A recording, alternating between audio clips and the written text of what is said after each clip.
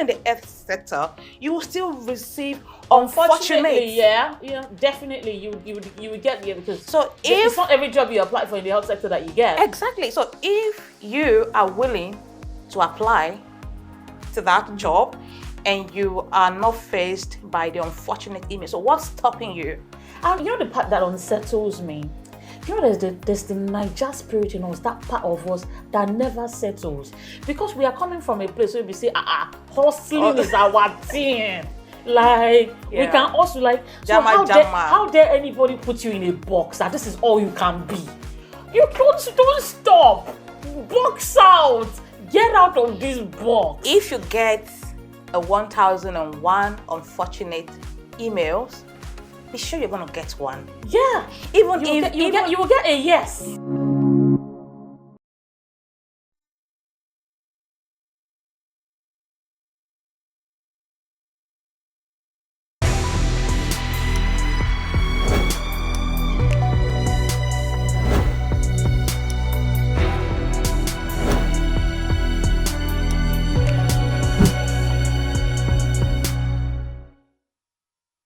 Hello and welcome to the Japa Talks, the podcast where we have candid conversations about real migrant experiences.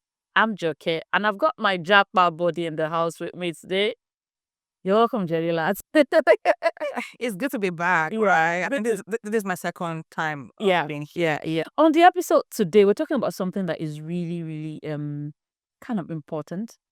When you come into the country, getting a job can be like really hard. It's so much. You get a lot of I'm sorry, regret to announce. Unfortunately, I regret to inform you. and it can be very devastating when every time you get this news. And because of this, I think that a lot of us get to that zone where we get pushed back into a particular sector. And it's not hard. In fact, at this point, people who are even coming from Nigeria now, they kind of like feel like that's the only place to go. So on this episode, we'll be talking beyond the healthcare sector. It feels like, and it's not just the feeling, the facts, research, everything backs it up. You've got a huge number of migrants, non-EU migrants, who work in the health sector. I'm going to read a particular research from the Migration Observatory Analysis that says a quarter of jobs held by non-EU migrant employees in the UK were in the health and care sector, and that stats comes from as close as December 2024. Health and care worker visa. You see a lot of Nigerians, a lot of Asians, a lot of non-EU migrants working in this sector. And it feels like we've come to settle right here. Why do you think that is? I mean, you need to have the fact that these people probably who have 2 master's degrees. Absolutely. Some master's degree. Absolutely. And absolutely. Yeah. Skilled people who come with a lot of experience, but they find themselves just thrown at the backhand and continue to exist in this box. This box. I call it a box because it feels like every time you look around, there's no going out. So why is this?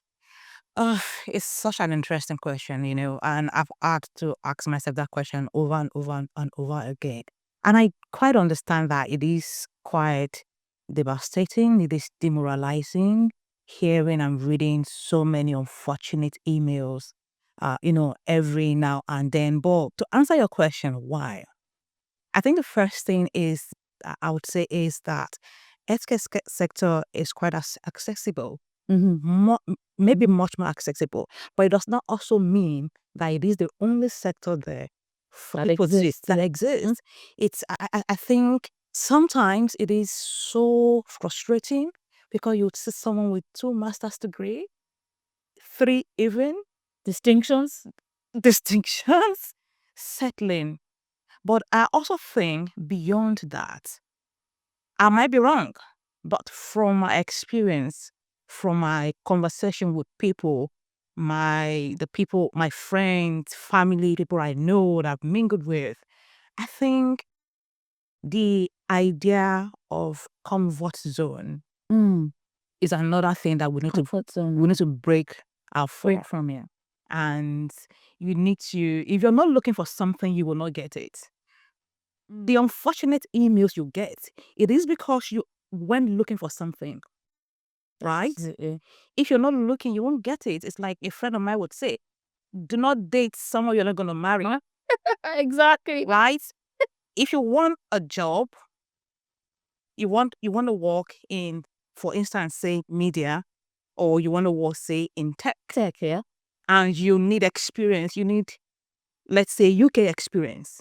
But the first thing you do when you get to the UK, because it is quite accessible or much more accessible than every other thing, is go into, say, health, or sometimes warehouse, because you, of course, you get the money sometimes weekly, sometimes And monthly. there are always jobs there. Yes, and you get them, and you just realize that you settled, right? Settling. And your focus or your goal or your aim is to get a job in tech. But you need UK experience, right? But also, we know bill is important, right? Yeah. Which takes me to this. If you're in the UK and you are not here alone, you're here with your, say, your spouse, your partner, one of you is already on the COS, healthcare COS. Why do you have to be working Why in do health both as well? have to be? You know, Exactly. Why is somebody else not looking venturing into other waters? Well, obviously we understand the fact that the person who has to be on maybe skilled worker visa or health and care worker visa, what's called, needs to be there because obviously they're out of choice at that point. So why should you both have to work in that sector? Why is somebody else not venturing out? Yeah. I completely agree with you. And that brings me to, you talked about bills, and that's something else I'm going to agree with you on, and settling. Now, in terms of settling, do you think that, a lot of people come in, you've got all these bills, you've got to pay house rent, you've got to pay council tax, you've got to pay, and black tax? yeah, not to forget the black tax that you get from home. And you are thinking, I've got to juggle all these things. I also am confounded by the number of, unfortunately, in the field I really want to go into. Yeah? Now, what choice do I have? Do I sit back and keep applying? Or do I take these jobs that already exist and get on with it, get the money, either it pays the bills, and I'm just moving forward, and then find themselves stuck. I think it's a thing of your mindset. Mindset is a very powerful thing, and I'm speaking from experience here. When I first came to the UK, being someone who has always been very independent, you need to pay bills, you need to get moving, you need to get your life going, you need to send money in the black cash, you need to do this, you need to get your footings. I have to take up some jobs, right? I did healthcare assistant. I also tried my footings in warehouse, even though I'm still suffering the pain up to this moment. But one thing I did not lose focus on is the fact that this is not what I want to do, right? And I kept on because I needed to pay bills, because I needed to keep to keep afloat. I had to do what I had to do, but I did not settle, right? And I'm not even speaking from a place of privilege here, or to say that people that are doing it are not trying. I know you are trying. We are all trying. Yeah. And like I say, I just received a very unfortunate email just before I came on here. But the idea is to carry on. Yeah. Because even in the Don't relent. Yes, even in the F sector, you will still receive, unfortunately, yeah, definitely you would get there, because it's not every job you apply for in the health sector that you get. Exactly. So if you are willing to apply to that job and you are not faced by the unfortunate email. So what's stopping you? And you know the part that unsettles me. You know, there's the Niger spirit in us, that part of us that never settles. Because we are coming from a place where we say, hustle is our thing. Like, we can also, like, so how dare anybody put you in a box that this is all you can be? You don't stop. Box out.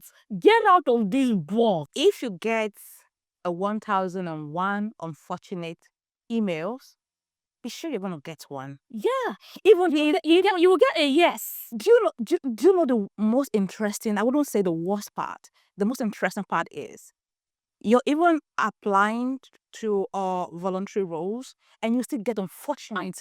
I'm telling you, like, I'm not even collecting money. Yeah, you still I get want to come and I want to donate my skills. Yeah. And you know what is frustrating? I'll tell you something that, I've personally experienced. I've applied for jobs. I'll tell you the one that actually scattered my head. I applied for a job. I scaled through, got to the point of referencing. Oh yeah. You As in, experience. and like, they asked for my references. I put in my references, and I know that my references were people that know me, know the kind of job that I have done. Yeah. And they came back to say to me, "Oh no, we're sorry to say that we had to go with somebody else." I'm like, after I'd been offered the job, like, is that a joke? Wow. As in, that's the one, that was the mind. What was the reason given? As in, we had to go with it. Obviously, like, they didn't have to give me a reason. I know the reason why. Yeah. Do you get? As in, they didn't have to give me a stated reason, but I know the reason why. But that's not to say that I stopped. Do you get? As in, I went back to my drawing board and I told myself, even if, in terms of this sector, I could give myself reasons why maybe I would not function in this sector.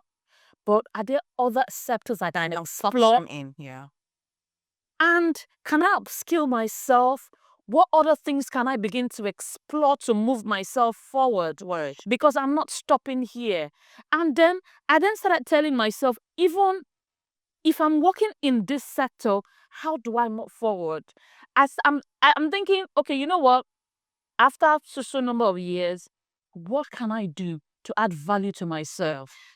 Even if you choose to stay in the health and care sector, are you moving forward? How do you progress? How do you progress? Or are you at that point where you're like, oh, okay, that's not what it's going to be? Yeah. And what's stopping you from being the manager at that job?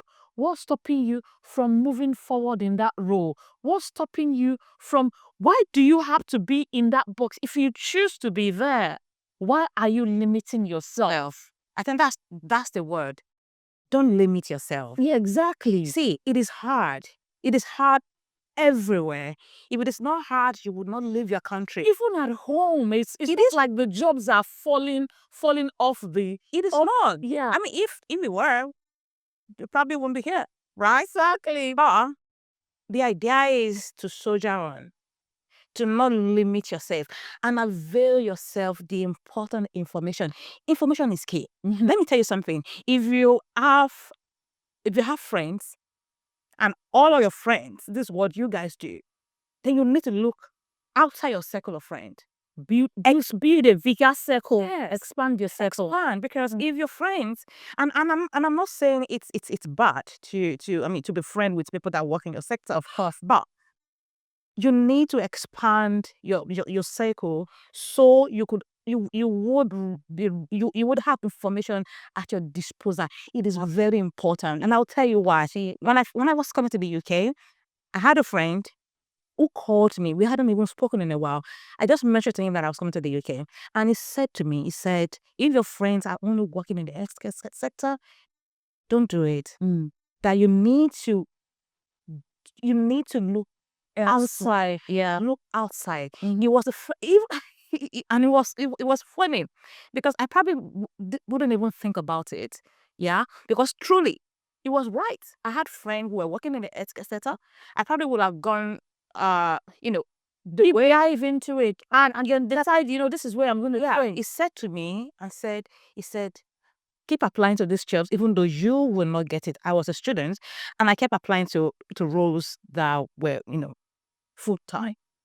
And the first role I applied to was uh, one think tank organization in the UK, a very huge one, international one. And I got shortlisted. This first week I got to the UK, I got shortlisted. I did the interview. I knew I was not going to get the role because That's the confidence boost that it gives you. yes. So you need people like that in your life. You need different people from with different mindset, from different sector, if I may use that word. If you have friends from the media, you have friends from this, you probably will have Friends from IT, friends who are in customer care, friends who are, exactly. name it. And it's a huge economy. It is. It's a huge, there are people You who have IT. yeah. Even in that organization, there are roles that are not specifically care related. Yeah. Yeah. So you are part of the organization. We have got admin roles. Yeah. You have HRMC. You've got so many roles. University, yeah. You have the local councils. Yeah. Yeah. But if you're not looking, The British civil service yeah, is so wide.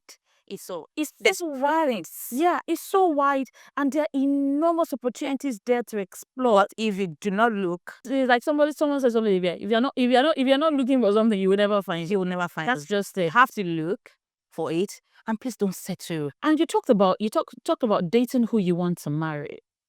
Just to explore that a little, you know how it is for people who you feel like, what, this is the sector I want to go into. Yeah, but obviously you don't have the required experience Yeah. in that field, And you need it. and you need to, because obviously you've got to show some experience. How do you begin to explore getting into these fields without the experience? How do you begin to build an experience in a field that you've not worked in? So, a friend of mine got a volunteering role a couple of weeks ago, and she was so excited about it. Right? Because she's so focused, even though she's presently doing healthcare, but she knows exactly what she wants. Yeah. And she's only counting down the days. Yeah. And she also knows that you cannot spend the years you will be spending on that visa and come out unscarred. I mean, use that word else. You need to. You could not have 5 years experience in health and want to move to tech after the 5 years. Exactly. And the only experience you have is during just those years is just healthcare. yeah. No, you already have that gap. So which means you need to be doing something. See, it's not going to be easy. Yeah. No one said it will be. It's not going to be easy, but you need to be committed. Yeah. Take up volunteer role. Yes. Yes. Yeah. Take up. It does not even matter where you're doing it. Just something you're upskilling. Yeah. Take on courses. Yeah. You need to spend money. It will cost you money. Sometimes, in fact, all the time, it will cost you money. It will cost you energy. It will cost you time. It will cost you focus, laser focus. And if I may add, I know it's good to pick on shift after shift after shift, if that's your only goal. But if the goal is for you to be happy in what you do, and don't get me wrong, there are some that this sector, this job they are doing, they really want to do. It's fulfilling for them. It's fulfilling for them. But there are lots. But I dare say that a significant number of people who work there do it because they have to survive. Yeah, that's just it. Right. So that's on the side. But if the goal for you is to finish this 3 years or 5 years and go back to the job you really want to do, your dream job, then you need to take the time in between your shift and stop taking shifts. Yeah. I know you need money. We all do. But you cannot gain something without losing. Without losing something. I'm not even going to use the word lose. I'm going to say you cannot gain something without leaving something behind. Yeah, because it's really not a loss, actually. It's really not a loss. Yeah. You just have to leave it, be committed to it, be determined, this, I want to do it. This is going to cost me so much. If I don't pick up this shit, what will I be gaining? You're not losing. You're gaining something while you're leaving some things behind. Gaining something while you're leaving something behind. I will come back to that conversation. But this is for our audiences. If you know that you've worked in the healthcare sector and you've moved from that sector into doing other things, if you find yourself exploring other fields in the UK, in the US, in Canada, if you've broken the box, the limiting box, this is the time to share your experience with us. Go to our YouTube page, subscribe, and leave your story. Let somebody else learn from your experience. We're on X, Instagram, and Facebook at the Japa Talks. Please, let's keep the conversation going there and let people learn, because this is the time where you have to help other people learn what you've learned on this journey.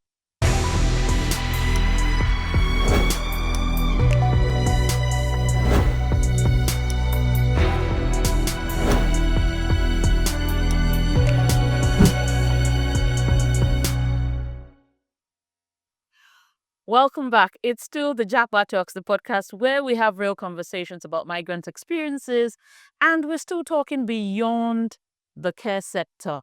And I've got my girl in the house, Jelilat, and we're looking at how to break the box. Yeah? Yeah. I think we've spoken a lot about what to do, what not to do. And I think the important points would be that we should do everything that we can. To buttress the point that we are not speaking from a place of privileges. I just mentioned that I just received, do you know how many unfortunately email I've gotten this week alone? That you will continue to receive. Yes. If you see my spreadsheet, you you will see red. Yeah, I'm not gonna give up. absolutely. Is it demoralizing? Yes, it is. Is it breath-freezing? Yes. Do I cry at night? Yes. Yes. Do you feel like, oh, should I just give up? Yes, you will. Do I sometimes feel like, did I make a good, a good decision coming here? Yeah, of course. We heard you, Absolutely. but we are not gonna give up. Move. That's the Niger spirit. Movement. Till you get to your destination, We keep moving, keep soaring, because one day You're gonna hit the jackpot. you get there. Yes. And while you're doing it, please take care of yourself. Absolutely. A sound mind is quite important. So Yeah, absolutely. Until we come your way again, keep thriving. Don't limit yourself. Keep moving. Keep following. Keep subscribing. It's the Japa Talks. We will get there one day, soon enough, if you don't limit yourself.